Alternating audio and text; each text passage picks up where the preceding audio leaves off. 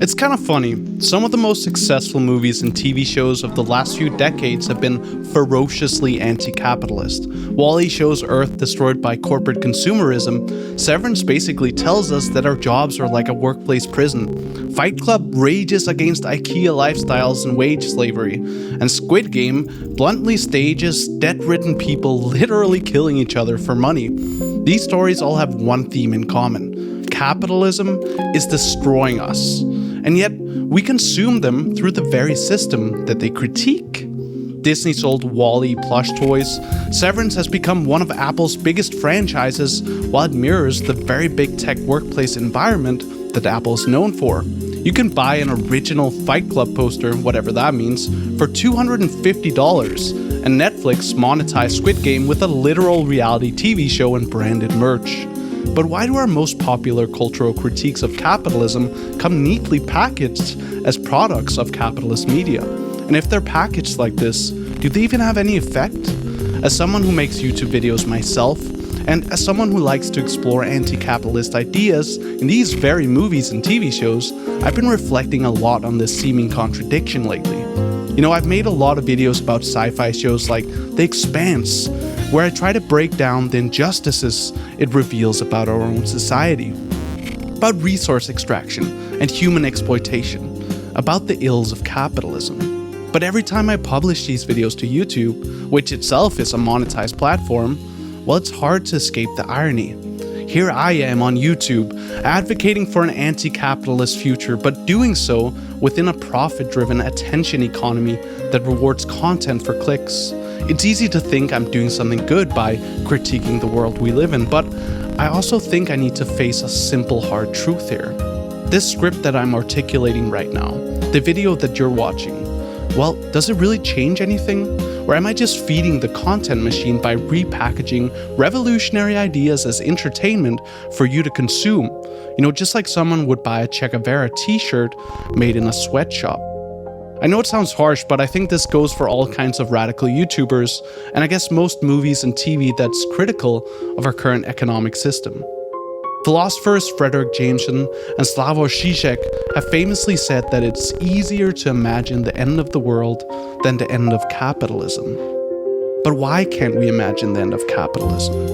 Well, I think Disney Pixar's WALL-E is a great place to start. It's the new red. Ooh.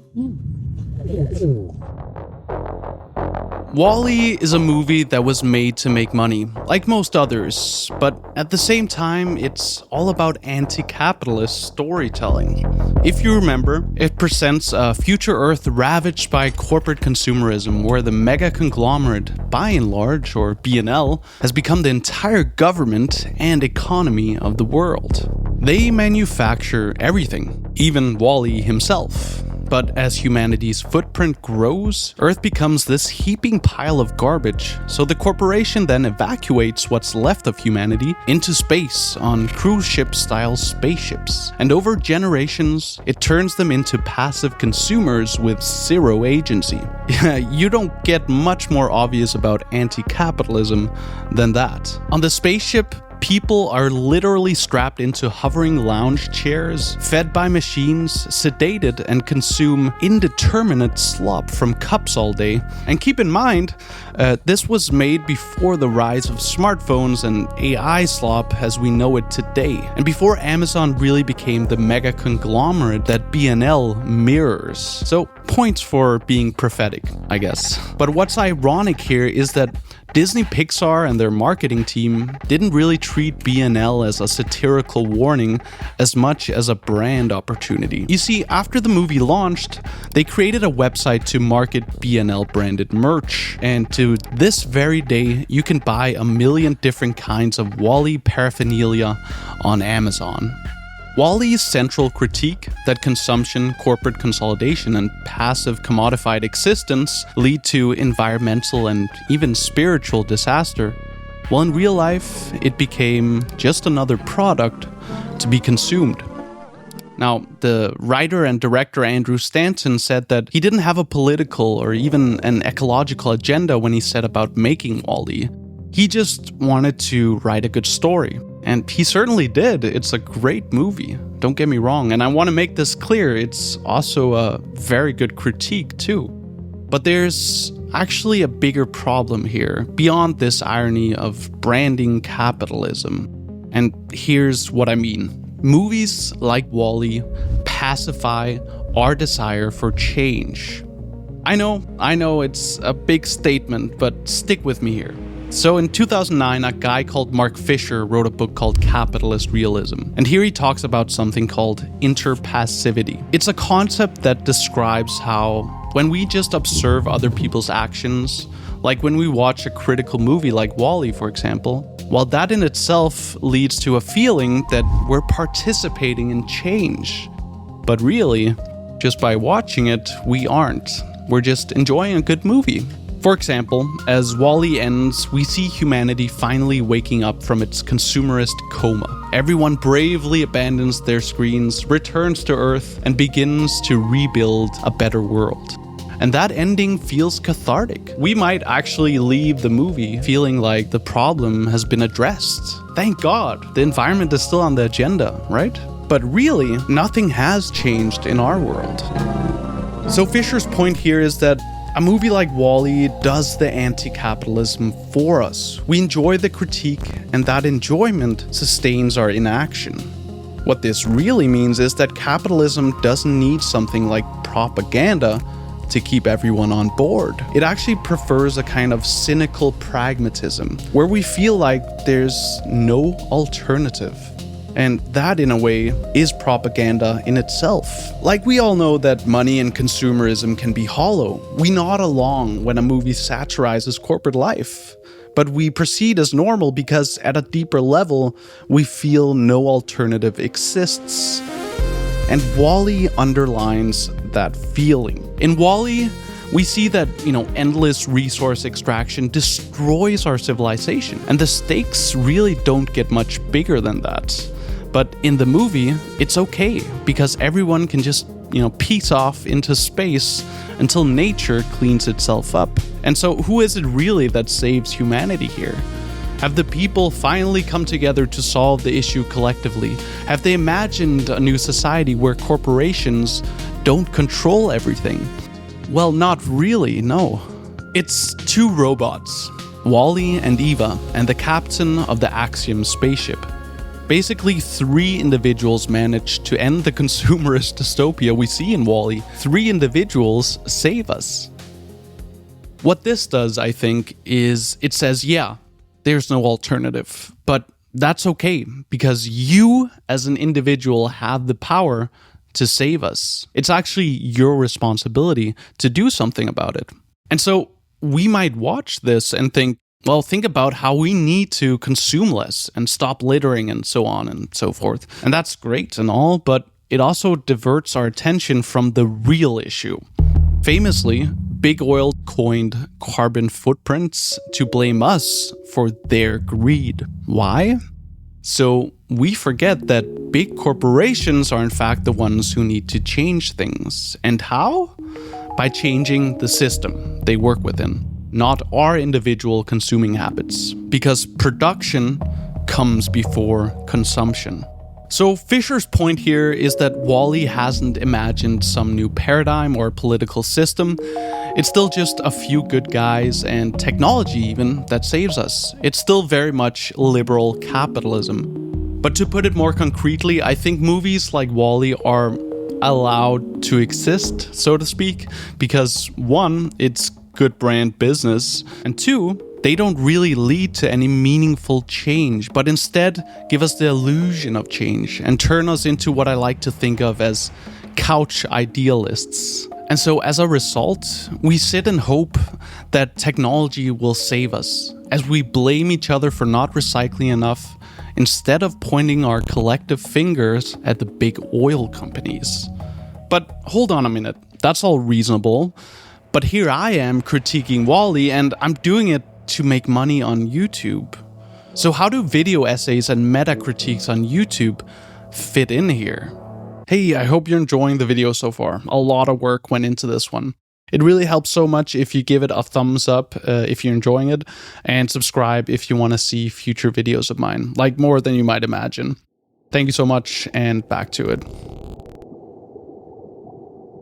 Does it make sense for me to sit here and take down a great movie like WALL-E and talk about post-capitalist ideas like I do in my other videos on a platform like YouTube that uses that content to commodify that critique? YouTube is a capitalist business. The point is to make a profit. YouTube sells ad spots to other companies to sell us stuff.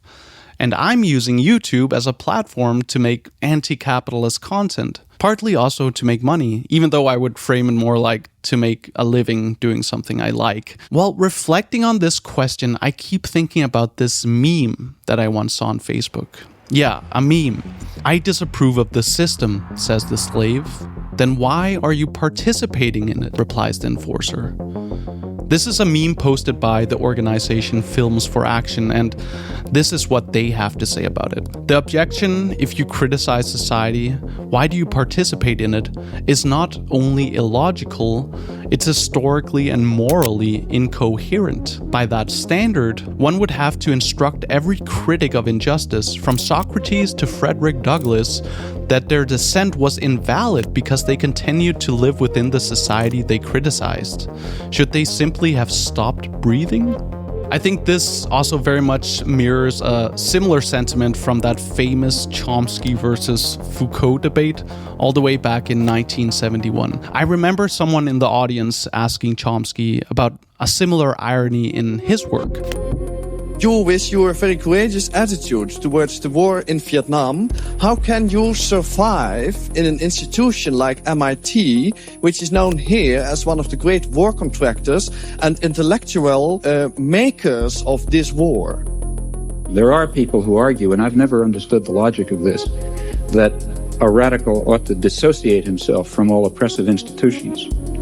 That is, the logic of that argument is that Karl Marx shouldn't have studied in the British Museum, which, if anything, was the symbol of, the most vicious imperialism in the world, the place where all the treasures of empire were gathered, the rape of the colonies was all poured in there, and so on and so forth. But I think Karl Marx was quite right in studying in the British Museum.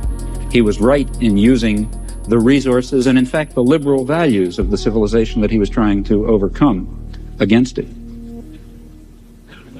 And I think the same applies in this case. What I'm getting at here is that it seems illogical, or it just doesn't make sense to say that anti-capitalist or anti-consumerist critiques are worthless on a consumer-focused platform like YouTube. Because at the end of the day, radical YouTubers, or whatever you want to call it, well, they do get the message out. The least I can do is make use of the liberal values we have, like free speech, right? Well, at least while the algorithms still promote my content. But wait, hold on a minute. Doesn't that contradict what I was just saying about WALL-E? That watching it makes us passive, and though we feel like we are participating in the good fight, it doesn't change anything. Now, I've thought about a lot of ways to address this paradox, and the only conclusion I can come up with is that it's not that black and white. So let's see if we can resolve the paradox in a different way, where I, myself, am not just ironically using WALL-E as nostalgia to sell you this very video. But first, to underscore the very paradox I'm talking about, I spend a lot of time talking about fiction, but there's one real-world issue that really needs our attention right now. Our environment. So I recently joined my friends over at Planet Wild, an amazing community-funded organization that restores our ecosystems all over the globe.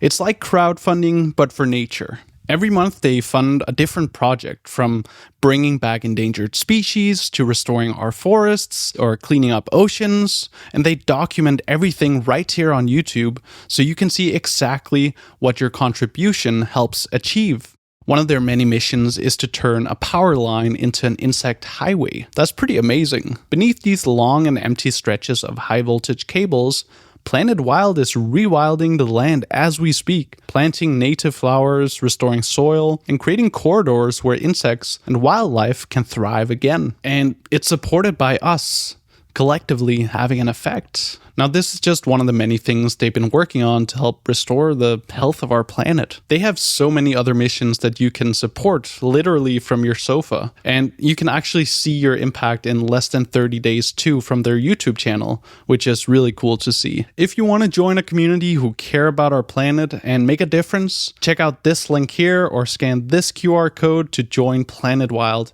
today. You can give whatever amount feels right to you, and you can cancel anytime. And as a little gift, the first 100 people to sign up using my code Marcus11 will get their first month paid for by me. This is a great way to have a legitimate impact.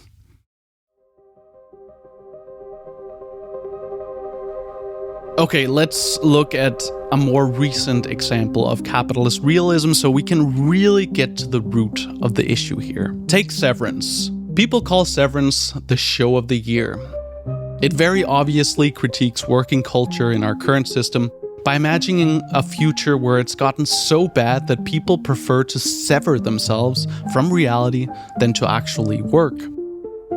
This is very obviously an anti-work critique of capitalism, but it's a narrative that, again, doesn't go into alternative ways of working, at least not yet, or how we might value the meaning of work in different new ways. And let's not forget that it's made by Apple, a mega corporation that loves to undermine the very ideas that they actually promote. Apple loves to turn critical thinking into commercialized, safe narratives. So Severance, being an Apple show and all, I doubt it'll even show us an alternative way of setting up how we might work in future seasons. Take a look at this ad from the first Mac computer. Remind you of anything? Mindless, colorless workers succumbing to Big Brother, echoing Orwell's dystopian 1984 and in turn forecasting Severance itself. But oh wait, here comes the colorful revolutionary, the embodiment of the Apple Macintosh. Basically, the message here is that buying a Mac is the way out of slavery, the way to become a mindful, vibrant worker. But from our perspective today, the irony is undeniable, to say the least, because nowadays the iPhone spies on us just like Big Brother would. Funnily enough, Apple doesn't let bad guys use iPhones on screen. What I'm getting at is that Severance is pretty on brand for Apple. A corporation that likes to think of itself as progressive through shows like Severance. But in reality, it runs as a corporation that harvests our attention for data for profit. And so the critical message behind Severance, Fisher would argue, is that it's just another product that we can consume because it doesn't imagine or offer us an alternative to our current system of work, right? But at the same time, it still feels like we've participated somehow just by watching it. It's just like in WALL-E, where the movie conveniently ends right before we have a chance to see how humanity settles back on Earth and how they might set up an alternative way of living. Now, I say it's convenient, but I don't think it's deliberate per se. As Fisher put it, we have the widespread sense that not only is capitalism the only viable political and economic system, but also that it is now impossible even to imagine a coherent alternative to it. And this brings me back to myself and critics of society on YouTube in general. Listen, I have no delusions about what I do. I don't have the slightest notion that I'm truly changing anything by sitting here and critiquing the system we live in. I mean, how could I? I'm just one individual guy talking to myself on a camera about a Pixar movie. But reflecting on this, well, if there's one thing that I realized, it's that we need to come together as individuals into a collective movement. And to do that, we do need to imagine an alternative. And not just the dystopian vision of letting things run their course as they do now. We need to shine a very bright light on other possible paths forward, other ways to organize society. Because if we don't, what is the actual point of the critique? One of my most popular videos is about a sci-fi series called The Orville, which imagines a post-scarcity, post-capitalist society.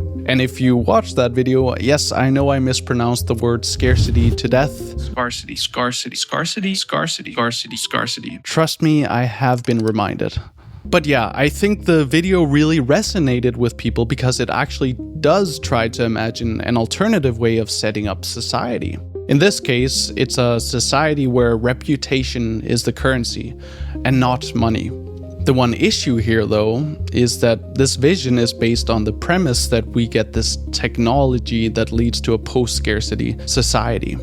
In the Orville, they created a little something called a matter synthesizer, basically a Star Trek replicator that makes anything people ask for. And it's a technology that allows them to create this post-capitalist world of abundance.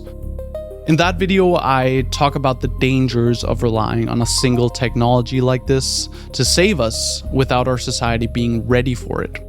But one thing that I didn't touch on so much is the fact that we already have the technology and social infrastructure in place to actually provide a decent life for everyone on this planet right now. For example, we produce more than enough food for 10 billion people, and yet millions starve. We have cheap renewable energy, yet our society still relies on fossil fuels. Have you ever thought about how much money, like specifically the size of the check it would take to solve the climate crisis? Probably not, right? But scientists, well, they've actually estimated a number for this. And it's totally doable, and that very thought is liberating. The number is around 2% of global GDP to avoid a rise in global average temperature of more than 2 degrees Celsius by 2050. And that's completely reasonable. That's less than the 2.4% of global GDP we spent on the military in 2023. Even though an actual utopia may not be around the corner, a dramatically better world, a sustainable, more egalitarian society, is actually within our technical grasp. So the real issue here is actually with our institutions and the way we distribute our resources. And yes, with our imaginations that seem to lag behind. Now, I'd love to see more entertainment that actually imagines a different way of organizing ourselves, a different future. So to avoid being a total hypocrite myself, I've dedicated the rest of this video to a very specific idea that offers such an alternative based on what we have and not some miracle technology. Jason Hickel is one of my favorite academics because he doesn't try to obscure his ideas in overly complicated, hard to understand language, but instead lays out the problem of our time at hand and then offers a very concrete path out of them. To be a little more specific, Hickel is a champion of something called degrowth. You might have heard this term before. It's become a lot more popular in recent years, especially since COVID. Now, Hickel wouldn't call degrowth a movement, but more like a specific way to think about the future of a society where we, the people, decide what our resources are spent on. Some would call it a socialist policy, which unfortunately has a lot of negative connotation these days. But now a lot of people hear degrowth and they think it's a movement to halt progress in our society, to stop growing completely. But that's actually not true. Degrowth is basically a solution to two of the most pressing issues of our time. One being our crisis of well-being, and two, our deteriorating environment. And it's a direct rebuttal to the religion of our time that perpetual economic growth equals progress in our society. So it's an answer to the fact that we cannot save our environment or our civilization through the economic growth paradigm. It's simply not feasible, exactly because growth is based on profit, and profit inherently relies on short-term planning. So first, to have any sort of meaningful conversation about this, we need to define what growth actually means. And here I'll let Jason speak for himself. Growth, defined by economists, which is what we're talking about here, is a very specific thing, which is an increase in total aggregate production in an economy as measured by market prices. Let's get this very clear. It's not about social progress. It's not about innovation. It's not about good things necessarily, et cetera, et cetera. And so according to this metric, 1 billion pounds worth of tear gas is valued exactly the same as 1 billion pounds worth of healthcare or affordable housing or something like that. It's hard when you think about it, right? But this is the problem we have in a capitalist society, that we have this specific metric we call growth that we let decide what to produce. So here, the question we need to ask is really about who controls our production system, or the means of production as it's sometimes called. Like very literally what we use our resources for. Hickel argues that our current production system doesn't value social progress or human flourishing, and certainly not environmental repair. For example, it doesn't value things like universal healthcare, education, public transportation, renewable energy, affordable housing, and even meaningful work, which are all foundations of a good life that don't require us to hustle for most of our waking hours so we can pay rent or see the doctor. No, instead, our production system values profit. And that's the bottom line. That's capitalism. And when we think about the idea of capitalist realism here, the idea that we can't imagine an alternative to capitalism, then it's easy to see how our current production system has become super normalized in our society too. But if we look at some examples, it becomes very obvious why this is a completely absurd state of affairs. Take renewable energy. As it stands today, over 90% of global renewable power projects are cheaper than fossil fuels, and they've been cheaper for many years.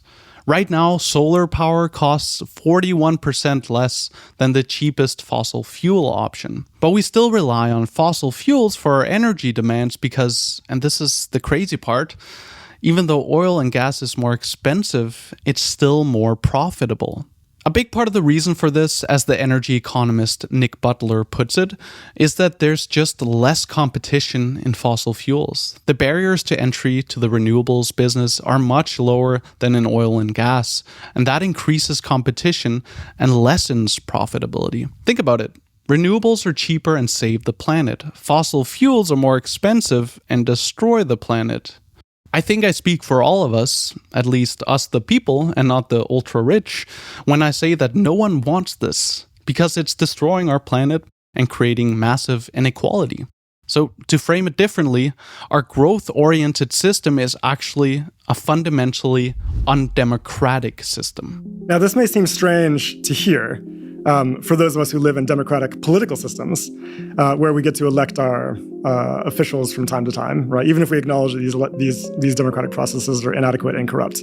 But when it comes to the economic system, right, the system of production, which shapes our civilization, determines the direction of our future, and is what we are engaged in most of the time in our waking hours, right? Not even a pretense of democracy is allowed to exist. Production is controlled overwhelmingly by capital under capitalism, and that is specifically the major financial firms, the commercial banks, the big corporations, and the 1% who own the majority of investable assets. So these people who control finance and productive capacity get to determine how to use our labor, how to use our planet's resources and our planet's energy, what to produce, and then who benefits from the yields of production. So we don't get a say over what gets produced, for what purposes, who benefits, and what to do with the surplus. Highly undemocratic. Okay. Now, what's especially absurd about our commitment to economic growth, the thing that capitalist realism has instilled as the normal way of organizing, right, is that it relies on the false notion that we have unlimited resources. But of course, we don't. And the limited resources that we do have are being extracted in a way that is destroying our environment. Perpetual economic growth is quite literally not feasible for the future of humanity. And that's also why, green growth movements like a Green New Deal, for example, doesn't really make sense. It's absurd on so many different levels, let's put it that way. It's a very common discourse, and of course it seems to make sense, right? I mean, we start from the premise that growth is necessary for the economy, and everyone assumes that growth is automatically good. I mean, the discourse is basically growth is innovation, improvement, social progress, et cetera, et cetera. But this is not at all what growth actually is. I think it's quite important to point out. No. Like he said before, for growth, $1 billion of produced tear gas is the same as $1 billion invested in healthcare. And that's the real point of this video. It's about the discourse. Because we think of capitalism as the only real option, right? It's hard not to internalize that sentiment and think that degrowth and socialism in general won't work. But in reality, it's endless growth that's pushing us towards the literal end of the world.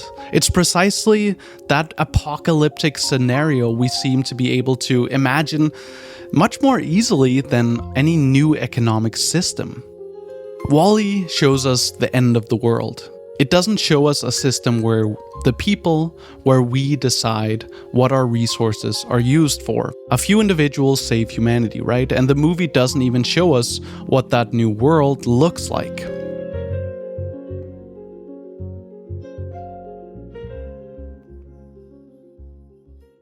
There's something that I've been thinking about a lot recently that Jason Hickel also talks about. So, in most political democracies in the world, like the US, like Denmark, the UK, and so forth, there's a Green Party that advocates for degrowth-like policies. Now, I think it's interesting and also empowering to think about what would actually happen if we all, or at least, half the population, if we decided to vote for them. So if the Green Party takes power, then we've effectively had a socialist revolution, isn't it? and this is the point I want to make, is that the things that degrowth calls for cannot happen within capitalism. And to be fair, I know it sounds super unrealistic that everyone suddenly votes for the Green Party, but fortunately the option is there for us in our liberal political democracies. Just like there's an option for me to make this video because of free speech, right? It's possible. Just like investing 2% of global GDP to save the planet is also possible. And so I think we need to internalize that these possibilities are real and they're attainable. This is also what political movements are built on. Because if we don't imagine a better future, then we certainly won't get one. And I would encourage everyone watching this to start imagining a different way of organizing ourselves on a large scale, so that it becomes easier for all of us to internalize that these possibilities really are real and attainable. I recommend Less is More by Jason Hickel, and also if you're interested in more specific, local ways of degrowth and how it might work, check out Slow Down by Kohei Saito.